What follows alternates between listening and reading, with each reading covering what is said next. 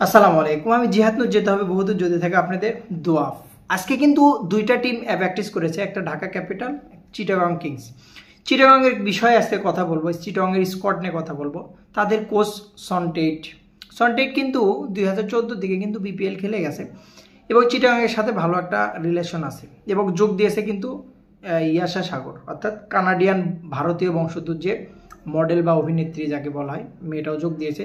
তাদের ব্যক্তিগত হোস্ট তিনি।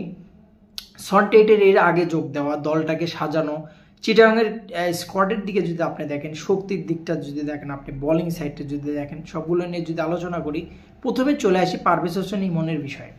চিটাগাংয়ে কিন্তু অনেকগুলো বিদেশি প্লেয়ার আছে, যেখানে অ্যাঞ্জেলো ম্যাথুয়েজ আছে, ওসমান খান আছে, যেখানে যদি আপনি আরও যদি বড় নাম যদি খোঁজেন সেখানে সাকিব আল হাসান ছিল, বাট সাকিব আলের খেলাটা কিন্তু হচ্ছে না।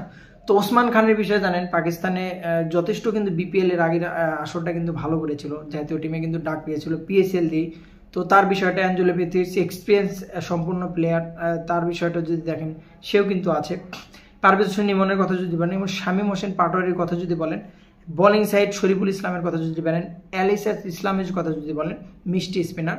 তো চিটাগং কিংসের যে স্কোয়াডটা বিদেশি প্লেয়ারের দিক দিয়ে সবচেয়ে সবচেয়ে শক্তিশালী স্কোয়াড কিন্তু বলা যায়। আট আট থেকে 10টা বিদেশি প্লেয়ার কিনেছে কিন্তু চিটাগং কিংস। তাদের পারফরমেন্সের কথা যদি বলি, প্রথম থেকে দলটাকে সাজানোর জন্য কিন্তু সনটেট এখন থেকে কিন্তু চেষ্টা চালিয়ে যাচ্ছে এবং তাদের জার্সি যদি দেখেন, জার্সির লোগোটা যদি দেখেন, দেখার মতো ছিল, দুর্দান্ত ছিল। এবং সনটেট কিন্তু আজকে মিডিয়াতে বলেছে যে বাংলাদেশে যে প্লেয়ারগুলো আছে, পারভেজ হোসেন ইমন ছিল, শামীম পাটোয়ারি ছিল, শরীফুল ছিল, সবাই যখন প্র্যাকটিস করছিল এবং ইয়াশা সাগর আসলে প্র্যাকটিস করেছে, ছবি তুলেছে বা ফ্যাশন ফটো যেটুকুই হোক না কেন, তো সব মিলিয়ে সনটেট এই রেজাল্টই দিয়েছে যে এই টিমটা নিয়ে ভালো কিছু করা সম্ভব বিপিএলে।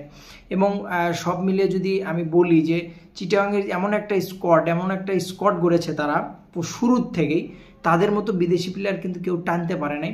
ম্যাথুয়েজের কথা অনেকে বলতেছে যে বুড়ো প্লেয়ার বা ওরকমভাবে খেলতে পারবে না, বা ম্যাথুয়েজ কিন্তু এমন একজন ব্যাটসম্যান, এমন একজন এক্সপিরিয়েন্স সম্পূর্ণ ব্যাটসম্যান, টি20টাও সমান তাল খেলতে পারে। এখনও রিসেন্ট টেস্ট ম্যাচে নামলে সে রিসেন্ট কিছুদিন আগে, এই তো 1 মাস হবে না, তার আগে কিন্তু 150 রানের একটা ইনিংস খেলেছে অ্যাঞ্জেলো ম্যাথুয়েজ। তো এক্সপিরিয়েন্স সম্পূর্ণ প্লেয়ার নিয়ে কিন্তু চিটাগং সবসময়ের জন্য দল সাজিয়েছে। পারভেজ হোসেন ইমন রিসেন্ট একটা ম্যাচ টি20তে সুযোগ পেয়েছে, একটাতে কিন্তু তার জাতটা কিন্তু দেখিয়ে দিয়েছে সে কী করতে পারে এবং তার বলা যায় যে তার পাওয়ার হিটিংটা কত দূর সেটা কিন্তু সে দেখিয়ে দিয়েছে। সাকিব আল হাসান থাকলে হয়তোবা চিটাগংয়ের জন্য খুব টিম সাজানো বা একাদশ সাজানো খুব সহজ হয়ে যেত। তবে একটা জিনিস স্পেশাল আমার ভালো লেগেছে, সেটা হচ্ছে চিটাগংয়ের কোচ সনটেট সবার আগে বিদেশি কোচদের ভিতর কিন্তু সনটেটই বিপিএলে কিন্তু যোগ দিয়েছে এবং সুন্দরভাবে যেভাবে প্র্যাকটিস করাচ্ছে, বা এখন থেকে এখন আর 4-5 দিন আছে। অন্য দলগুলোর একটা জিনিস আরও খারাপ, যে অন্য দলগুলো এখন পর্যন্ত সেভাবে প্র্যাকটিস বা তোড়জোড় বা ওরকম কোনো কিছু বিপিএলে পাওয়া যায়নি। তবে চিটাগং এবং ঢাকা কিন্তু দুইটা দলের প্র্যাকটিস আছে কিন্তু দেখতে পেরেছি এবং প্র্যাকটিসের জার্সিগুলো ছিল দেখার মতো। তো চিটাগাং সব মিলিয়ে যদি আমি বলি, প্রত্যেকটা আসরে কিন্তু চিটাগাং ফাইট করে।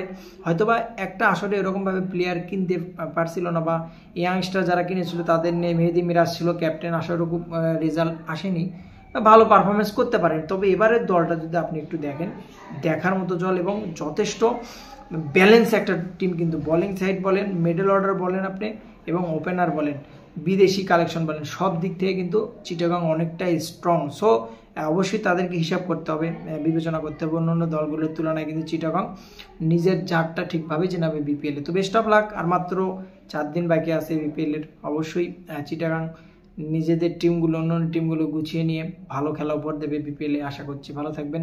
সালামু আলাইকুম।